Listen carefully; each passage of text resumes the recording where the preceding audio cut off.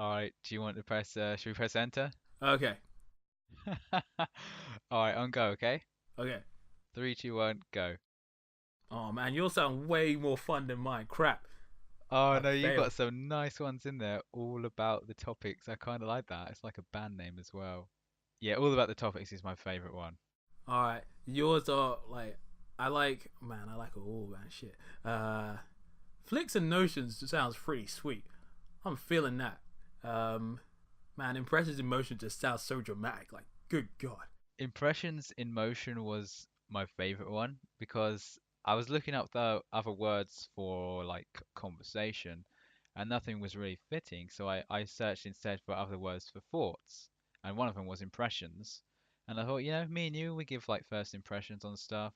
Then I thought, I should try and fit film in there somewhere, but kind of like be discreet because we didn't want it to be like the center kind of thing because obviously we're going to be talking about other stuff. So I looked at other words for film, and the other one of them is obviously motion picture. So that's where the motion comes from, and obviously impressions in motion, the actual kind of like phrase gives a kind of sense of like impressions like on the fly. We've got nothing planned, but I do like flicks and notions as well. It's tough, Man, I'm really feeling Impressions in Motion right now. Like, oh god. even over flicks and notions. Flicks and Notions sounds sick. It just has like a nice, very boom. Here it is. But then like Impressions in Motion just has like that sort of, I don't know, there's something spiritual, otherworldly, like ascending about it. I'm feeling that one right now, and I think that encompasses us more so than anything else. Plus, it just has more of you in it, and I like that. All right, done. That wasn't so bad. All we needed is just one day to think about it. Why didn't we do this the day before?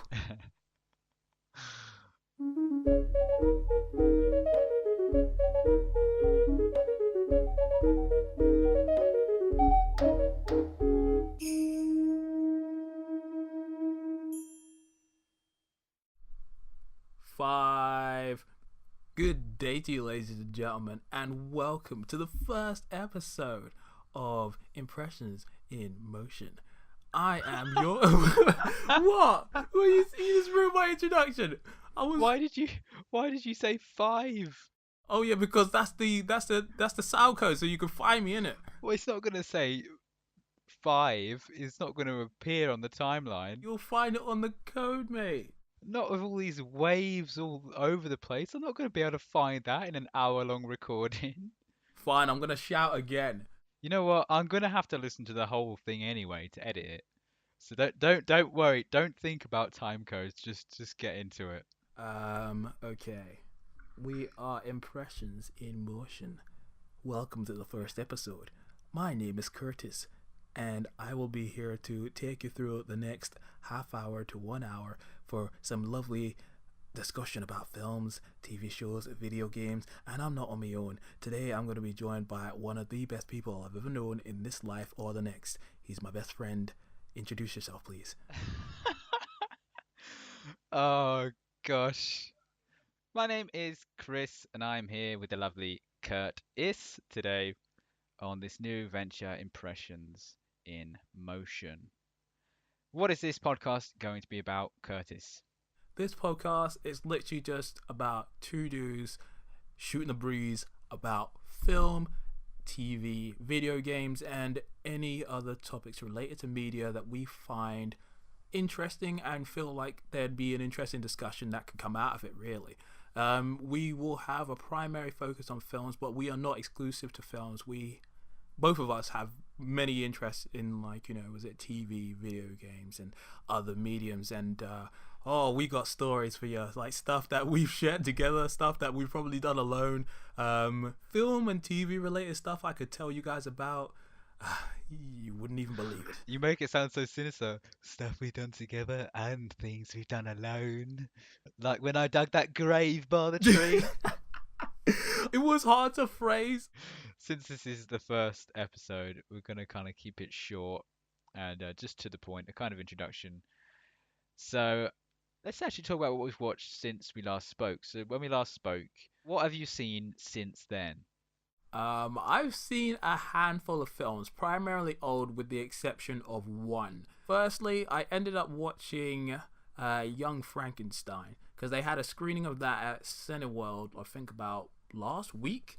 And obviously, with the passing of Gene Wilder, someone that a lot of my friends who are really into film know and love the guy from numerous different films, most notably from Willy Wonka and the Chocolate Factory and Young Frankenstein. I felt bad because I don't think I'd ever seen any of his films. As sad as that is to say, I never grew up with Willy Wonka and the Chocolate Factory. It was just one of the sort of films that one of the Roald Dahl was an adaptation that just sort of somehow missed my childhood along with a good number of other films. But since everyone was talking about how good he was in Young Frankenstein, I was like, you know what? I'm probably not going to get a chance to see this in a better format, in the cinema. So I went to watch it with another mate of mine, and it was interesting because they had this introduction with Mel Brooks talking about the making of the film and showing off the set and telling stories about it, and it felt so heartfelt and beautiful, and it really enhanced the experience of the film, knowing what they went through and then seeing the film how it all came together. Young Frankenstein is just an interesting film. It has a nice sense of humor. It changes a few core elements of what you expect from the whole Frankenstein's monster and Dr. Frankenstein mythology, but it also fits within that sort of horror genre in a nice way. The film is just so weird and strange, and it plays out more like a play than a film, but it works to the film's credit. If you just let the film, if you embrace its madness, it'll sweep you up, and it's just a delight. I really enjoyed that. I also watched I have to say this out loud on a recorded podcast. I had never seen Gladiator until a few days ago. For the longest time, I've just been meaning to watch it, so I got to see it for the first time, and I really enjoyed it. It's such an interesting, brutal, and dark film. And the other film, besides the film that we're going to talk about in just a bit, that I've seen is Airplane. Good old Chris here. He told me about Leslie Nielsen as one of these guys I really should check out some of his films. Chris used to go on about him all the time, and I was like, okay, I'll get around to it. And every time I didn't, it's like, oh, you haven't seen it yet. Man, this guy gave me such a hard time back in the day. So finally, while I was just messing around on Amazon Prime Video, I saw it was up there. I'm like, oh, okay, you know what? Let's just give this a watch. The film had me from the introduction with the reference to Jaws, but I think it was primarily once the film got started on the plane itself, and some of these characters just started interacting with each other with some of those one-liners. Good gravy. Some of those lines were they're terrible, and it's so strange and filth, but it's so funny. And just some of the physical humor in the film was great. From blow up dolls to people getting shaken to people jumping out of windows or people wiping windows and then falling off the ladders. The film's so absurd, but I bloody love it. I see why so many people talk about this film in such high regard. So I'm looking forward to seeing more smooth movies when I get around to them. All right, nice, good stuff. Well, I've also seen a couple of films recently. Firstly, I watched Babel. Oh, Have you seen it? I know of it. I just haven't got around to it. It's really like a really tremendous film. It's about this. Well, it's not really about any particular person. It's like these separate stories set across the globe and how they're all interconnected. And there's a performance in there by Rinko Kikuchi, who is a Japanese actress, and she plays a deaf mute girl. And she is just really quite tremendous in the film. She was actually nominated for an Oscar for this role, and I would totally recommend anyone to watch the film just primarily for her. She's so captivating, and that last scene, obviously I won't go into details, but it left such a huge lingering impact on me that I really did love it, mostly for her performance. And I also watched Seoul Station, which is a South Korean animated film prequel to Train to Busan, which was a big hit last year, I think. It's nowhere near as good as Train to Busan, but I don't know. It's kind of a tropey. It's a bit cliche, but it's not bad. It's not terrible. I could put up with it. And I watched The Beguiled. Have you heard about that one? I was hoping to see it, but it didn't get a release in the cinemas around my area, and I didn't have enough time to get out and check it out. But I heard some interesting things, mostly positive, I think. Yeah, I did enjoy it. I think you'll enjoy it as well. I know you like your films with that old sexual tension in there. Oh, mate, like that's not what I'm just. I'm not just about the sexual tension, man. Read into that what you will, but yeah, The Beguiled is really good, and I really, really do love Elle Fanning. I think she's a great actress, and she's only like 19. And although I didn't really like the Neon Demon, I thought she was good in the Neon Demon. And the last film I'll mention is I saw Nameless Gangster. That's another South Korean film, very, very popular. And I also saw a short film which was a winner at Cannes. It's called And So We Put Goldfish in the Pool. It's about these four high school students in Japan who put 400 goldfish in their school's swimming pool. It's only a short film, about 28 minutes long. It kind of delves into why they did it, their mindset at the time, and it's kind of like an angsty sort of film. I've read that it's a bit similar to Hideaki Anno's Love and Pop, but I haven't seen that. But visually, it was really stimulating, really interesting, really invigorating, and a good watch. Nice. I like how you're just always keeping it real, man. Like, is it just always about the film? And I appreciate your point of view as well, because obviously with a lot of these films that you end up seeing, especially when it comes to like some that I'm actually interested in, you know, hearing your opinion about it like informs me whether it's like worth checking out or not. Well, thank you, mein Freund. Always nice to hear what you're watching as well and your thoughts and feelings on stuff I haven't seen. And when we do have some overlap, there's usually some good back and forth, which brings us on to Blade Runner. So you only saw the original Blade Runner recently, so it'll be interesting to hear what you thought of the sequel because you had the original was very fresh to you as well. Because I saw it a long time ago when I was like 15 or 16-ish. When there's like certain films that have like such a level of hype and respect and like just critical praise, it's almost impossible for you to go in there without having like such lofty expectations and like feel like you're meant to watch this film as meant to change your life. I heard so many people talk about Blade Runner as like this amazing, influential, spectacular sci-fi film. It's one of the most impressive films that Ridley Scott and Harrison Ford and all the other people have ever been part of. And I'm like, okay, this is some high expectations. I want to see this and see what the bloody hype is about. And I watched it, and this happens with a few films. And maybe this might be a topic we'll come back to on another episode, but I appreciate the film for what it was. There are certain elements of it that I do like, but overall, it's a film that I'm just like, I understand why people like it, but it's just not necessarily for me. You see, that's interesting. I wonder what you'll think of the sequel then. Did you prefer it? Did you prefer it to the original? Yeah, you know what? I'll say it right now. I do prefer the sequel, like very much so, for reasons I will get into.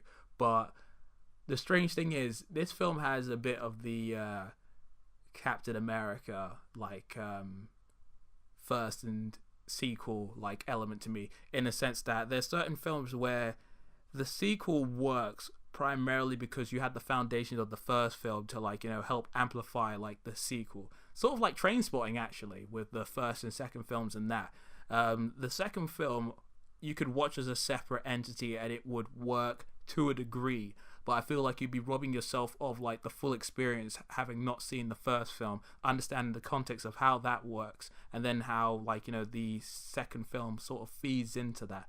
The sequel just has a few different elements, and the story and probably pacing more so than anything else that engage me more so than the original.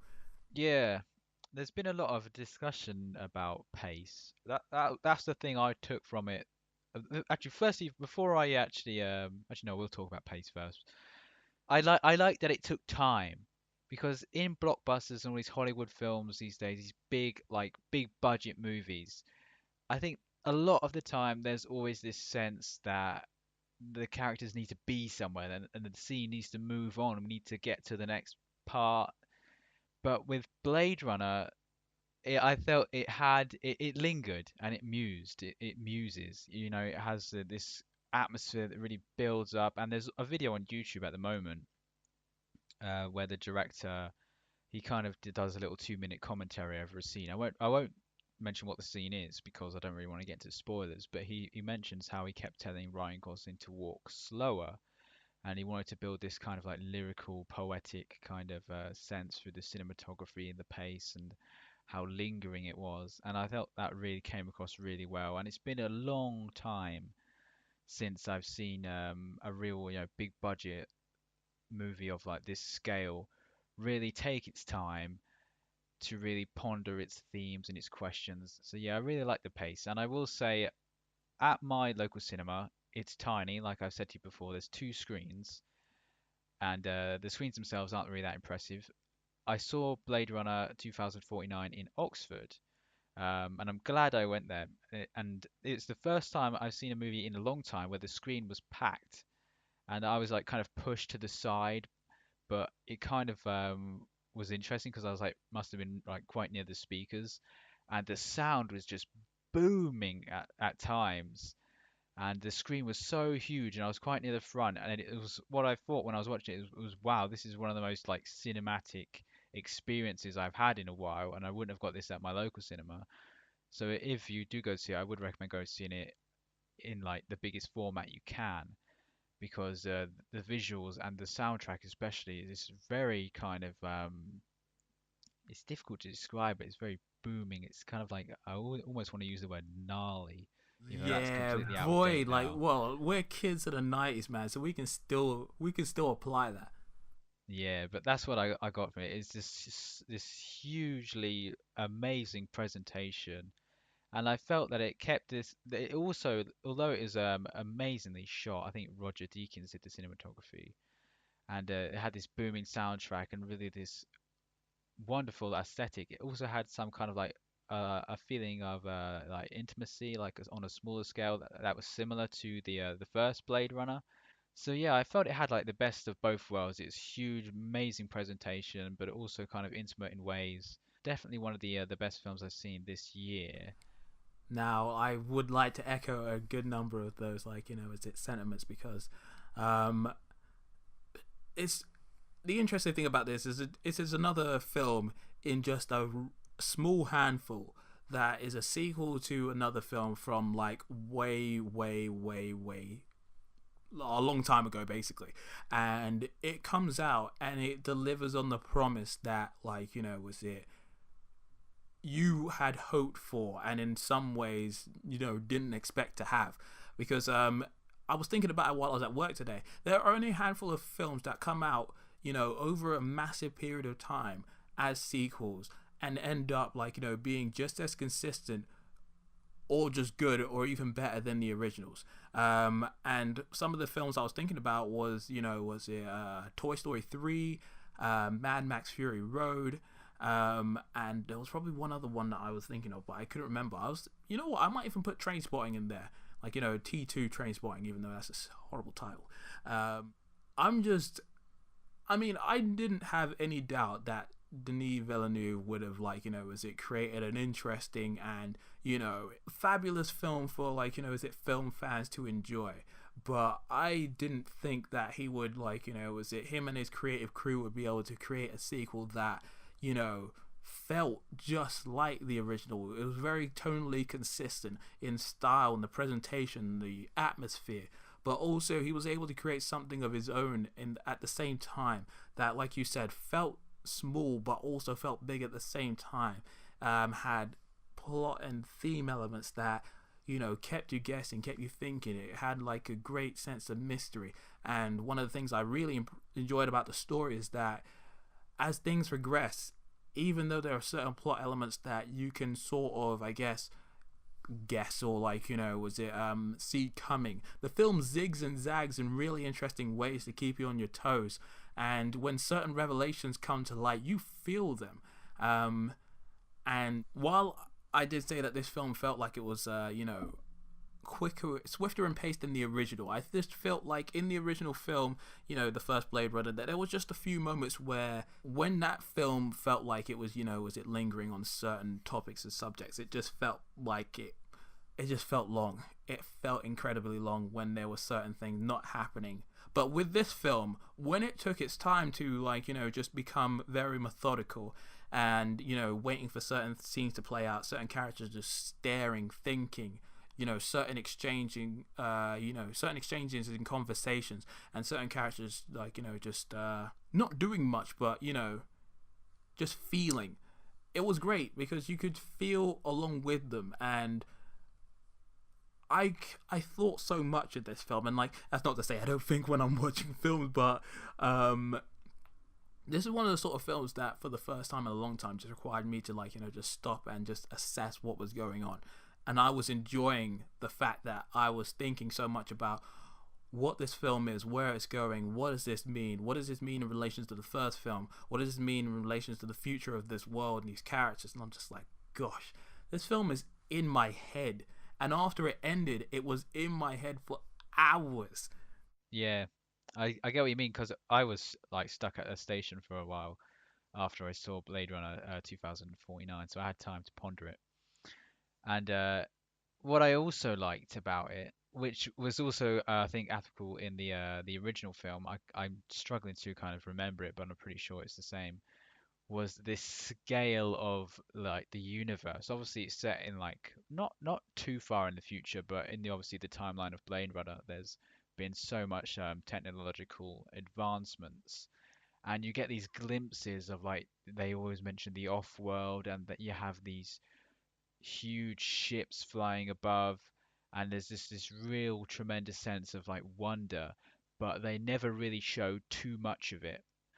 And I kind of wish more films that like sci-fi films would do that. But in Blade Runner, it really builds this really great feeling of kind of this amazing world beyond Earth. And although you never actually get to really see it, it's definitely you kind of feel it. The cool thing about Blade Runner is that it just has such an interesting world with all of the characters, and there's all this talk about other worlds, and just these other elements that you don't see, but they create just enough intrigue where you're just like you're thinking about the world beyond what you see in the film, about is it certain places that they talk about, or even the time period between like the first film and the second film, what's happened and why are certain characters doing certain things, and why certain things come into motion and stuff like that. And one other thing I was thinking about after I left, after I'd seen the film and had a few hours to digest it, was that this film presents this film answers a good few questions from the original, but then presents a whole new set of questions that some get answered and some are still left up in the air. And I've sometimes I'm like one of those sort of guys where I do like clarification on certain things, but sometimes it is just nice to have that air of mystery and just leave it down to interpretation. And I appreciated the fact that there are elements that haven't been answered entirely, and if you had the right kind of people around you, you could just discuss about, oh yeah, what does this mean, what do you think is going to happen now, or what's happening at this current point in time, that kind of thing. Yeah, yeah, I totally get what you mean, man. So yeah, that was a nice discussion. That's about it for today, I think. Like we say, this is just a short, well, it's hopefully going to be shorter than usual, since we just talked mainly about Blade Runner, a bit about ourselves in this initial episode. If you can, give us some feedback, tell us what you think, connect with us where you can, and yeah, we will see you again going by this schedule. So this comes out on the 9th. In 2 weeks will be the 23rd of October. Yeah, like just like Chris said, man, like, you know, if you have any feedback for us, we welcome it. Any constructive criticism, whether you like us, you hate us. Nah, don't. No, we don't want no hate. No, but in all seriousness, though, if you do, if you do have any constructive criticism for us, we are open to it. We're still learning all the kinks and, like, you know, ironing certain things out. And yeah, be sure to come back around. We got plenty of good stuff in the future. So until the next time, ladies and gentlemen. This is us signing out. Peace.